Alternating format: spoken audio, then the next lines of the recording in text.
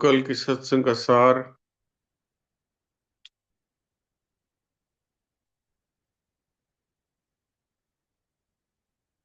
शायद प्रांजल है क्या? हाँ, प्रांजल सुना दो। नारायण नारायण। नारायण। महाराज जी, मैं क्षमा चाहती हूँ। वो कल नेटवर्क नहीं आ रहा था, इसलिए मैं जुड़ नहीं पाई सत्संग। हाँ, अच्छा, कोई बात नहीं, कोई बात नारायण नारायण। नहीं। नारायण।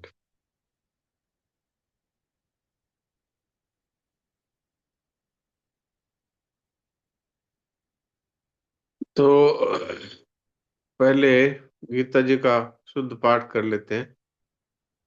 फिर आज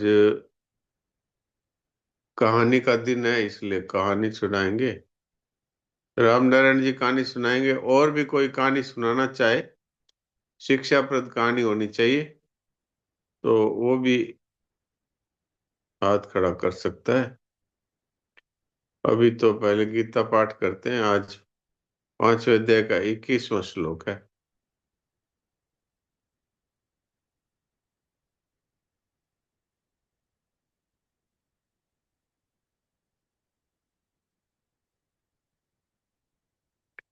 5वां अध्याय श्लोक 21। बाह्य स्पर्शेष्वशक्तात्मा विन्द्यत्यात्मनि यत् सुखम स ब्रह्मयोग युक्तात्मा सुखमक्षयमश्नुते। बाह्य स्पर्शेष्वशक्तात्मा विन्द्यत्यात्मनि यत् सुखम स ब्रह्मयोग युक्तात्मा सुखमक्षयमश्नुते। बाह्य स्पर्श अर्थात प्राकृत वस्तु मात्र के संबंध में आसक्ति रहित अंतःकरण वाला जो सात्विक सुख है उसको प्राप्त होता है। फिर वह ब्रह्म में अभिन्न भाव से स्थित मनुष्य अक्षय सुख का अनुभव करता है।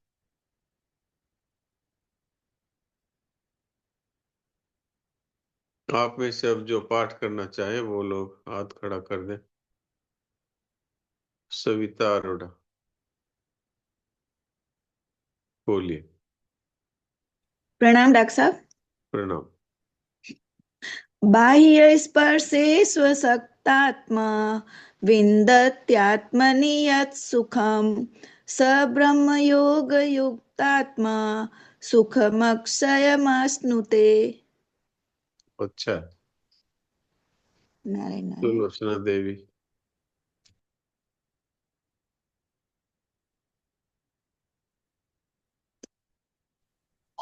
प्रणाम महाराज जी। प्रणाम। बाह्य स्पर्शे सत्वात्मा विन्दत्यात्मनि यत् सुखं स ब्रह्म योग युक्तात्मा सुखमक्षयमश्नुते। मस्त अनुते नहीं है, ये स आधा है। मश्नुते। मक्षयमश्नुते मश्नुते मश्नुते। मश्नुते सुखमक्षयमश्नुते। हाँ, ठीक है।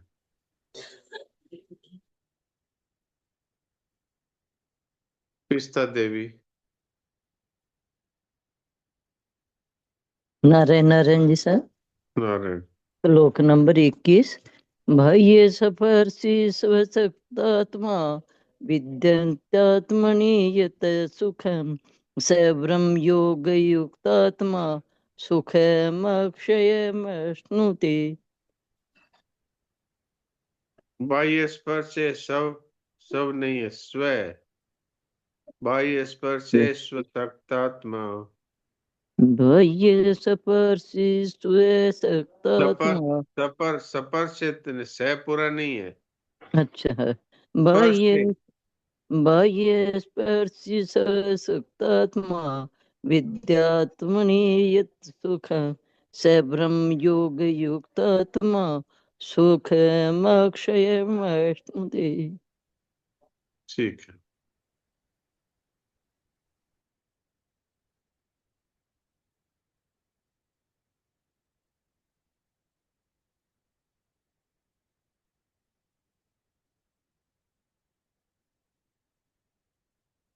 कान्हा।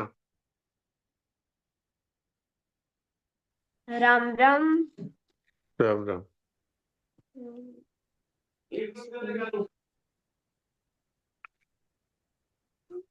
पांचवें अध्याय का 21वां श्लोक बोलो। हमारा जी एक मिनट। बाह्यस्पेक्ष सतात्मा आत्मा सुखम यत् सुखम स ब्रह्मयोगयुक्तात्मा सुखम शुनुते। से ब्रह्मा नहीं है, ब्रह्म है। स्वयं और ब्रह्म। ब्रह्म युक्तात्मा सुखम अक्षय हाँ, मश्नुते। मैं सुख पूरा बोल रहा हूँ। सुखमय सुखम अक्षय सुखमय मश्नुते। सुखमय अक्षय। हाँ, मैं पूरा महाराज बोल जी रहा वो हूँ। क्या वो गीता नहीं है मेरे पास और इसमें शायद गलत लिखा हुआ है।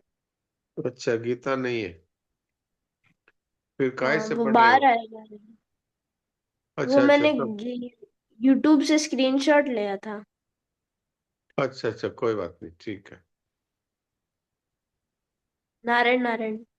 नारायण।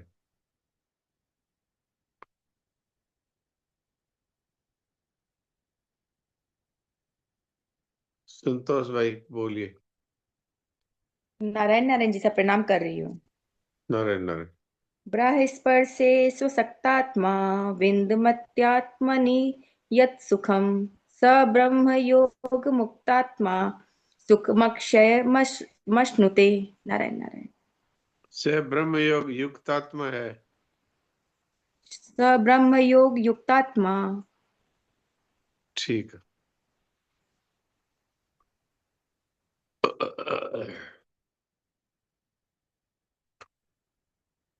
तो अब हम कहानी सुनते हैं राम नारायण जी से। फिर और भी कोई कहानी सुनाना चाहे तो वो हाथ खड़ा कर दे। हाँ, राम नारायण जी सुनाइए।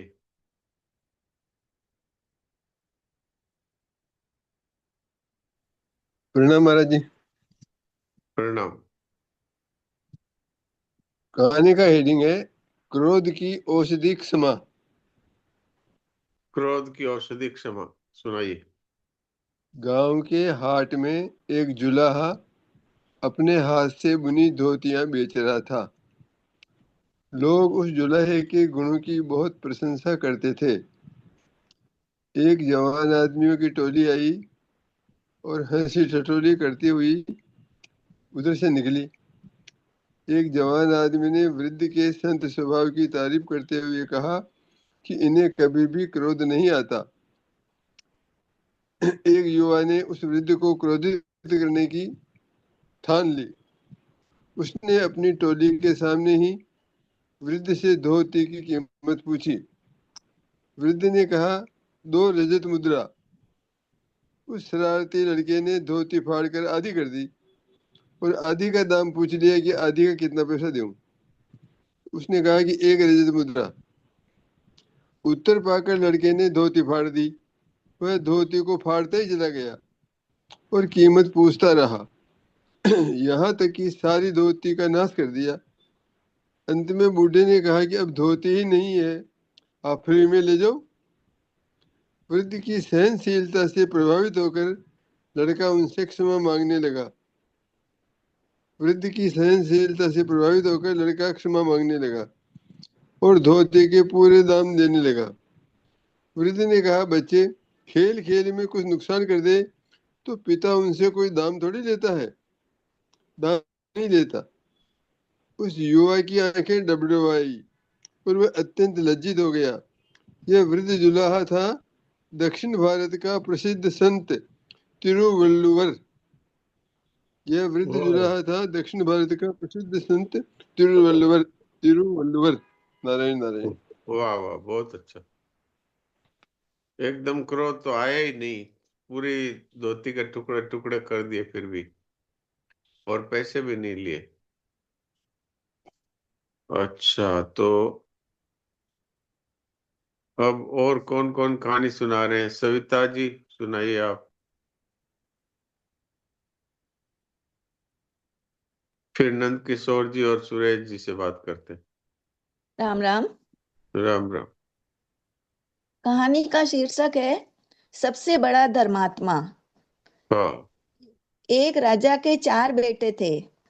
एक बार राजा ने उनसे कहा, जाओ किसी धर्मात्मा को खोज कर लाओ। जो हाँ सबसे बड़े धर्मात्मा को लाएगा उसी को गद्दी पर बैठा दूंगा। हाँ चारों लड़के चले गए। कुछ दिनों बाद बड़ा लड़का लौटा। वह अपने साथ एक सेठ को लाया था। उसने कहा, सेठ जी ने मंदिर बनवाए हैं, तालाब खुदवाए हैं और साधु संतों को भोजन कराते हैं। इनकी बहुत वाहवाही सुनी है मैंने। राजा ने उनका सत्कार किया। वह चले गए। दूसरा लड़का एक दुबले पतले ब्राह्मण को लाया और बोला, इन्होंने चारों धामों की पैदल यात्रा की है। राजा ने उन्हें दक्षिणा देकर विदा किया। तीसरा लड़का एक साधु को लेकर आया। उनकी प्रशंसा में उसने कहा, यह बड़े तपस्वी है, 7 दिनों में एक बार खाते हैं और अपना अधिक समय ईश्वर भक्ति में ही बिताते हैं। राजा ने उनका भी स्वागत किया। चौथा लड़का जब लौटा तो अपने साथ एक मैले कुचेले कपड़े पहने एक देहाती को लाया और राजा से बोला, यह एक कुत्ते के घाव धो रहे थे। मैं इन्हें नहीं जानता हूँ। आप ही पूछ लीजिए कि ये धर्मात्मा है या नहीं। राजा ने देहाती से पूछा, क्या तुम धर्म कर्म करते हो? देहाती बोला, मैं तो अनपढ़ हूँ, धर्म कर्म क्या होता है मैं तो नहीं जानता। कोई बीमार होता है तो उसकी सेवा कर देता हूँ, कोई भूखा होता है तो मैं उसको खाना खिला देता हूँ। यह सुनकर राजा बोला, यही सबसे बड़ा धर्मात्मा है। सबसे बड़ा धर्म है बिना किसी स्वार्थ के असहायों की सेवा करना। मतलब शरणानंद जी महाराज वाली लाइन आ गई, काम आ जाओ कुछ मत चाहो। हाँ बिल्कुल बिल्कुल। तो फिर बहुत अच्छे। राजा ने अपने चौथे लड़के को गद्दी पर बैठा दिया। नारायण हाँ नारायण। बस वही था अधिकारी। बहुत बढ़िया।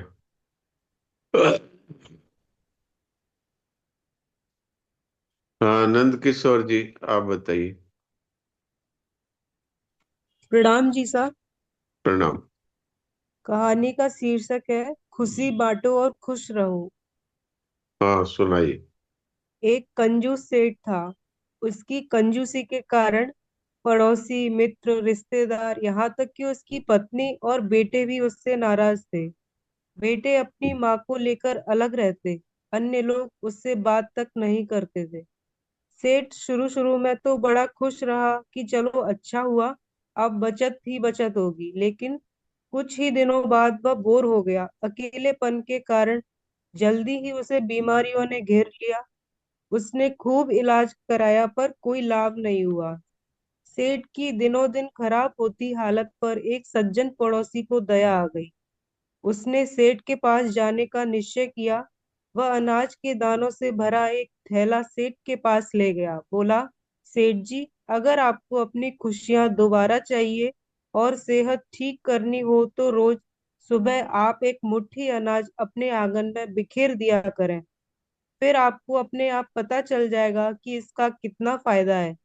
सेठ ने पड़ोसी का कहना मानकर दूसरे दिन सुबह जैसे ही आंगन में अनाज बिखेरा, कुछ समय बाद ही तरह तरह के पंछी उसके आंगन में उतर आए।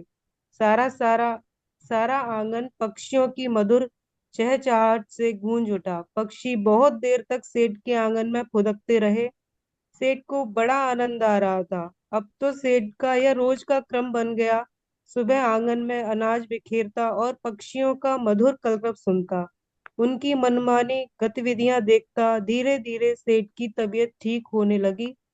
उसे भूख भी अच्छी तरह लगने लगी। सेठ समझ नहीं पाया कि आंगन में अनाज के दाने बिखेरने से ही उसकी तबीयत कैसे ठीक हो गई। एक दिन वह नहा धोकर एक डब्बा मिठाई का खरीदकर अपने उस पड़ोसी के घर गया। पड़ोसी को सेठ के हाथ में मिठाई का डब्बा देखकर बहुत आश्चर्य हुआ।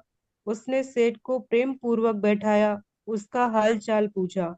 सेठ ने कहा, भाई साहब, आपके बताए उपाय से मेरी तबीयत बिल्कुल ठीक हो गई है, पर मुझे यह बताइए कि इसमें राज की क्या बात है। पड़ोसी ने मुस्कुराकर कहा, राज की कोई बात नहीं सेठ जी। आपके स्वास्थ्य में सुधार सुबह पक्षियों के आने, उनकी मधुर आवाज सुनने और आनंदित होने के कारण हुआ है। दरअसल आप समाज से दूर होकर अकेलेपन के शिकार हो गए थे और मन ही मन घुटने लगे। खुशियां बांटने से ही खुशियां मिलती हैं। सेठ को अपनी गलती समझ में आ गई। उसने उसी दिन से कंजूसी त्याग दी, पत्नी और बेटों को भी सुधरने का वादा कर बुलवा लिया और मस्ती में जीने लगा। स्वस्थ जीवन का आधार आनंद है। नारायण नारायण। नारायण नारायण, बहुत अच्छी कहानी। राम राम जी सा। राम राम। मैं कुछ एक छोटी सी कहानी ऐसे तो सुनी हुई होगी, कहना हो चाहता था, उसके माध्यम से कुछ संदेश देना चाहता था, अगर आपको उचित लगे तो। हाँ ठीक है, पहले सुरेश कुमार जी से बात करते हैं। हाँ सुरेश जी बोलिए। राम राम महाराज जी। राम राम। सभी को सादर दंडवत प्रणाम। एक छोटी सी कहानी है। हाँ सुनाइए। ईश्वर की लीला और कर्म का रहस्य। जी। प्राचीन काल की बात है। एक समृद्ध नगर में धर्मदत्त नाम का एक सेठ रहता था। जी। उसके पास अथाह धन था, असंख्य व्यापार थे, नौकर चाकर और वैभव की कोई कमी नहीं थी। परंतु उसके हृदय में ईश्वर के प्रति कोई आस्था नहीं थी। वह कर्म में विश्वास करता था, पर प्रभु की सत्ता को नहीं मानता था। एक रात्रि अचानक उसके हृदय में भयंकर व्याकुलता उत्पन्न हुई। शरीर स्वस्थ था, वैद्य बुलाए गए, जड़ी बूटियां दी गई, पर मन को शांति नहीं मिली। वह इधर उधर करवटें बदलता रहा। अंततः रात्रि के तीसरे पहर वह उद्यान में टहलने निकला। वहां भी मन अशांत रहा। तभी उसे लगा कि नगर की सड़कों पर चलने से शायद मन हल्का हो जाए। चलते चलते वह बहुत दूर निकल गया। थककर एक चबूतरे पर बैठ गया। उसी समय प्रभु की लीला प्रारंभ हुई। एक श्वान आया और उसकी चप्पल उठाकर भाग गया। एक श्वान आया और उसकी चप्पल उठाकर भाग गया। सेठ दूसरी चप्पल लेकर उसके पीछे दौड़ा। श्वान उसे झोंपड़ियों की बस्ती में ले गया और चप्पल वहीं छोड़कर चला गया। सेठ चप्पल पहन ही रहा था कि उसे करुण रुदन सुनाई दिया। हे प्रभु मेरी सहायता करो, हे प्रभु मेरी सहायता करो। यह स्वर उसके हृदय में उतर गया। उसने झोंपड़ी में झांक कर देखा। भीतर एक निर्धन स्त्री अपनी बीमार पुत्री को गोद में लेकर रो रही थी।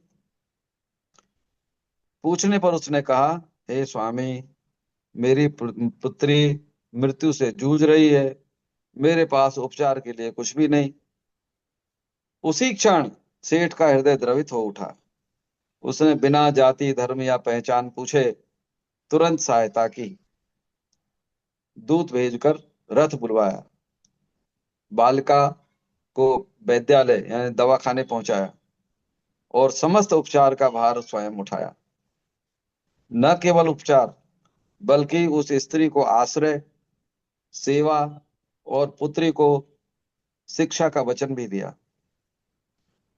आश्चर्य की बात यह थी कि जैसे ही उसने वह पुण्य कर्म किया, उसकी व्याकुलता समाप्त हो गई। जो व्याकुलता शुरू हुई थी मन में, वो समाप्त हो गई। मन में अद्भुत शांति उतर आई। उसी क्षण सेठ को बोध हुआ, आज मुझे मंदिर नहीं ले जाया गया, मुझे पीड़ित तक ले जाया गया। यही तो ईश्वर की लीला है। तब उसे समझ आया कि ईश्वर मूर्ति में नहीं, मंत्र में नहीं, बल्कि करुणा में वास करता है। प्रभु जाति नहीं देखते, कर्म देखते हैं। सेवा ही सच्चा यज्ञ है और दया ही सच्ची पूजा। उस दिन धर्मदत्त सेठ नास्तिक नहीं रहा। वह जान गया कि जब मन बदलता है तभी जीवन बदलता है। शिक्षा। धर्म का वास्तविक स्वरूप बाहरी आडंबर नहीं, बल्कि अंतःकरण का परिवर्तन है। जो करुणा, विनम्रता और सेवा को जीवन में धारण करता है, उसी पर ईश्वर की कृपा स्वतः बरसती है। नारायण नारायण नारायण नारायण। वाह वाह, बहुत सुंदर, बहुत सुंदर। हाँ प्रांजल, क्या बोल रहे हो? बोलो। नारायण नारायण महाराज जी, मेरे को भी एक छोटी सी कहानी कहनी थी। अच्छा, 1 मिनट तुम रुको, पहले हरिओम जी से बात करते हो, क्या कहते हैं? जी महाराज हाँ जी। हरिओम जी। हाँ डॉक्टर साहब प्रणाम, सभी भाई बहनों को प्रणाम। प्रणाम।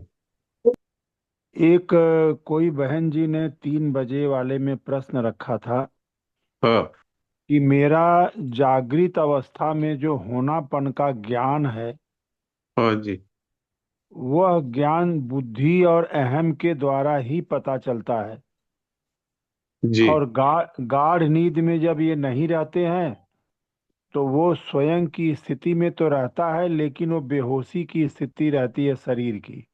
हाँ जी हाँ तो जी उस समय अपने होने पने का कोई अनुभव उसको नहीं होता है, हाँ जी क्योंकि अभी स्वयं के द्वारा स्वयं का अनुभव है ही नहीं है उसको। अभी हाँ तो जी कारणों के माध्यम से होने पने को जान रहा है। जी। तो फिर आपके द्वारा ये बात बताई गई कि जागृत में अगर सुषुप्ति की स्थिति का उसको अनुभव हो जाए तो अपना होने पने का ज्ञान अलग से हो जाएगा। हाँ तो जी आपने पूछा कि आपको ये बात पकड़ में आई, तो उन्होंने हाँ हाँ कह दिया। लेकिन मैं जब उनसे पूछा 5 बजे वाले सत्र में, तो हाँ। फिर वो कुछ बोल ही नहीं पाई। तो मेरा अच्छा। प्रश्न ये है डॉक्टर साहब, मेरा प्रश्न ये है कि अपने होने पने का जैसे इस समय जो हमको अनुभव हो कि मैं तो हूँ, तो ये हाँ करण सापेक्षता से है या स्वयं के द्वारा वाला है? एक प्रश्न तो ये है। तो इसका उत्तर पहले हो जाए तो एक दूसरा और छोटा सा है। तो आज तो कहानी का ये सत्र अच्छा चल रहा अच्छा। है, इसलिए इसलिए इस प्रश्न को आप रखिए। हम हाँ, लोग इस प्रश्न को कल 3 बजे वाले में करते हैं, कल या नहीं, फिर 3 बजे वाले या में ज्यादा अच्छा होगा डॉक्टर साहब। 3 बजे वाले में, क्योंकि वहाँ संख्या बहुत ज्यादा लोगों की रहती है और हाँ सबका कल्याण हो जाएगा। जी, बहुत अच्छी हाँ, बात है। 3 बजे रखेंगे। और अगर नहीं हो पाया तो अपने इसी सत्र में कल इस विषय पे बात ठीक कर है सकते ठीक हैं। है, बहुत बढ़िया। हाँ हाँ, चलिए, प्रांजल कहानी सुनाओ बच्चा। हाँ प्रांजल की कहानी सुनते हैं, फिर समय बचेगा तो फिर जयेश भाई की कहानी भी सुनेंगे। हाँ प्रांजल सुनाओ।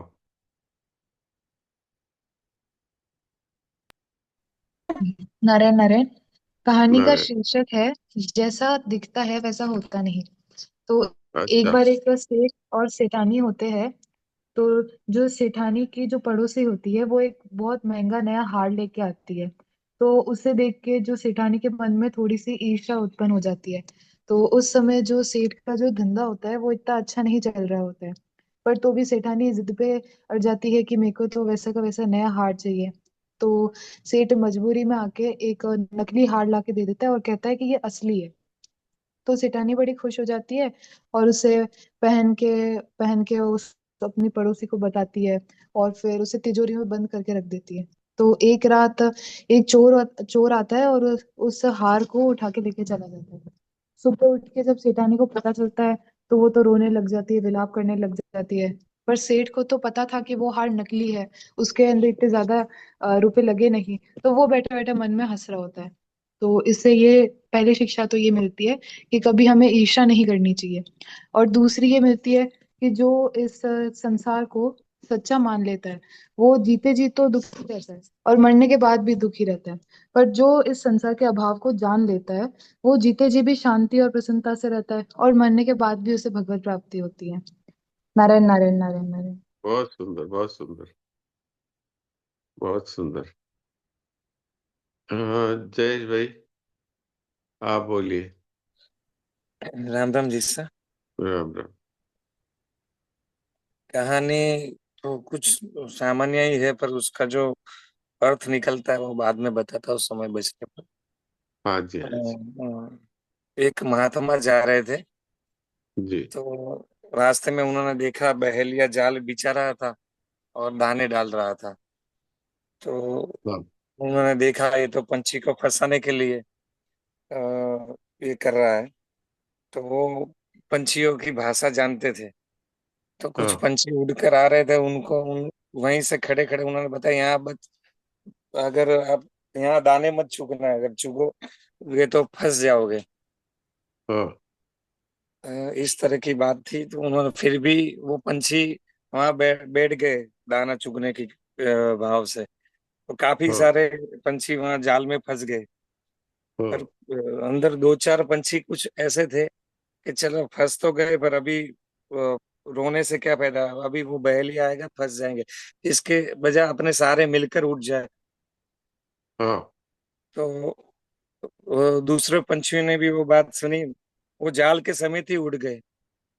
हाँ, तो ऐसा पहली बार देखा गया वो कि एकता से भी कभी पंछियों ने भी अपनी जाल में फंसे रहने की बजाय मिलकर वो उड़कर निकल गए। जी, तो सार में ये बताना चाहता हूँ कि जिस धर्म का भगवान कुरुक्षेत्र में खड़ा रह के अर्जुन को कह रहा है कि भाई तू युद्ध कर, हाँ, नहीं करेगा तो तेरे को पाप लगेगा हाँ, और अपकीर्ति भी होगी और ये लोग तो तुझे मार ही देंगे। हाँ, और यही सनातन समाज के लोग हैं, ये पाप के डर से अपने धर्म की रक्षा न कर करके जो पूरा विश्व सनातन राजाओं चक्रवर्ती राजाओं के अधीन था, वो आज भारत के कुछ ही कोनों में शेष बच गया है। और जी, एकता की बात, इतने 800 900 1000 साल से एक ही तरह से हिंदू मलेच्छ लोगों से मार खा रहा है, अपनी बहन बेटियों की आबरू जाने पर भी उसको अकल नहीं आ रही कि एक होकर चलना चाहिए, घर में बात करनी चाहिए। यहाँ तक कि सत्संगियों से भी ऐसी बात करने पर के धर्म की बात करनी चाहिए, बच्चों को समझाना चाहिए, तो उनको भी गीता जी के श्लोकों में चर्चा में ज्यादा रस है भगवान की आज्ञा का पालन करने के सामने। तो इस पर सभी सत्संगियों को मिलकर बैठकर विचार करना चाहिए कि अभी स्वामी जी महाराज भी कह के गए कि अगर हिंदू एक नहीं होंगे तो आगे धर्म की बहुत हानि है। ये जो सत्संग कर रहे हैं वो भी करने नहीं देंगे। और बांग्लादेश में आज हिंदुओं पर इतनी प्रताड़ना हो रही है, इतनी उन पर आपदा आ पड़ी है, तो इसमें से बोध लेकर हम एक होकर प्रार्थना करें, इस आपदा में उनको भी भगवान उनकी भी रक्षा हो जाए, और अपने भी एक होकर काम करें पूरे देश में हिंदू जितने भी है। तो अभी 100 करोड़ हिंदू है, वो मना करते हैं कि एकता नहीं हो सकती है किसी भी बात करो तो, और 25 करोड़ गजवाए हिंद करने चले हैं। तो इस पर जरा विचार करना चाहिए और एकता बढ़े, धर्म बढ़े घर में, और सबके अंदर धर्म के प्रति सद्भाव रहे, और धर्म के लिए प्राण भी न्यौछावर करना पड़े तो कर दे। इस तरह की भावना से अगर सब साथ चले तो एक ही राष्ट्र बचा है जिसको हम ऐसे कायदे कानून बनवा कर हिंदू राष्ट्र बना सकते हैं, सनातन की रक्षा कर सकते हैं। ये कहना था। राम राम जी सर। अच्छा है, बहुत अच्छा है। हाँ, पुष्पा जी, आप क्या बोल रहे हैं? 3 बजे का लिंक मेरे पास में नहीं है। अच्छा, वो लिंक आपको हम भेज सकते हैं, तो हाँ, आप अपने नंबर सत्संग ग्रुप में भेज दीजिए। हाँ, सत्संग ग्रुप में भेज देते हैं, हाँ, मैं ठीक है। सत्संग ग्रुप में जुड़ी हुई हूँ। हाँ, ठीक है, सत्संग ग्रुप में भेज देते हैं, ठीक है। हाँ हाँ, ठीक है, धन्यवाद। ठीक है, राम राम। राम राम अभी जी सर। थोड़ी देर के लिए सभी शांत हो जाएं और मूक सत्संग करें।